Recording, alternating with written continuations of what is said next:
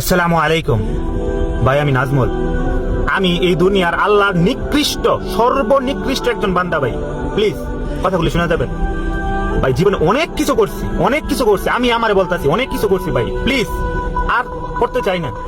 বাকি যে সময়টা আছে সোশ্যাল মিডিয়াতে আমরা অন্তত ভালো জিনিস সরাই, অযথা সময় নষ্ট না করে একজনকে বোঝানোর চেষ্টা করি কিংবা কেউ হেল্প করি অন্য কিছুর মাধ্যমে। ভাই সময় খুব কম বাকি আছে। যাদের ইমান, শস্যের পরিমাণ ইমান আছে অন্তরে, তারা বুঝতে পারবে আমার কথাগুলো।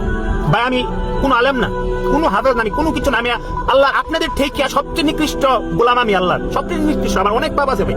জাস্ট খালি এইটুক বলার জন্য আসছি সোশ্যাল মিডিয়াতে ভাই গান বাজনা এগুলা টোটালি বন্ধ করে দেন ভাই প্লিজ। সময় আগের মতো না। আমরা যা করছি আগে পাস্ট ইজ পাস্ট, গেছে গা খালাস। এই ভবিষ্যতের জন্য প্লিজ ভাই দয়া করে সোশ্যাল মিডিয়াতে কেউ গান বাজনা এইসব করবেন। যা যতটুকু নিজে সম্ভব হয় হাদিস ছাড়েন, কোরআন তেলাওয়াত ছাড়েন, একজনকে বোঝানোর চেষ্টা করেন যাতে মানুষ আগ্রহ হয়ে সামনের দিকে ধাবিত হয়। ভাই অবস্থা খুব খারাপ পৃথিবীর। যদি চিন্তা করেন ভাই, একমাত্র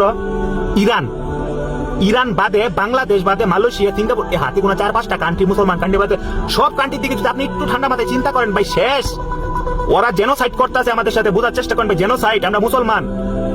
এই ভারতের অবস্থাটাই একটু কল্পনা করেন না।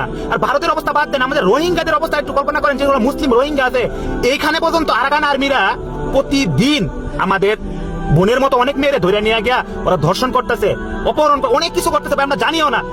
আমাদের উপর যতক্ষণ পর্যন্ত না পড়বে ততক্ষণ ওই ফিল্ড আমরা পাবো না ভাই। বুঝার চেষ্টা করেন। এর আগে আমি বলতেছি ভাই, এসব থেকে খাস দিলে তওবা করেন, আল্লাহর কাছে সবকিছু মাফ চান, বলেন যে আল্লাহ আমি পাপী, আমার সাহায্য করো, তুমি, তোমার সাহায্য দরকার আমার।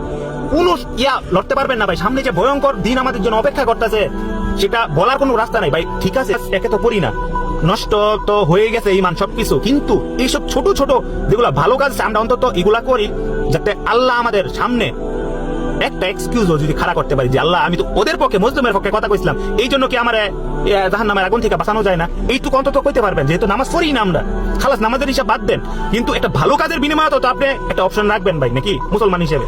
প্লিজ ভাই। আর সোশ্যাল মিডিয়াতে বেহায়াপনা ছাড়েন না। যারা ছাড়ে তাদের বুঝান, নিজে ভালো চলেন, অন্যদেরকে চেষ্টা করেন আনার জন্য, এগুলা বুঝানোর জন্য। ঠিক আছে, হাদিস ছাড়েন যাতে সবাই একত্রিত হয়, সামনে কিভাবে চলতে হবে আমাদের এগুলা বুঝে। প্লিজ ভাই, দুনিয়ার অবস্থা ভালো না ভাই।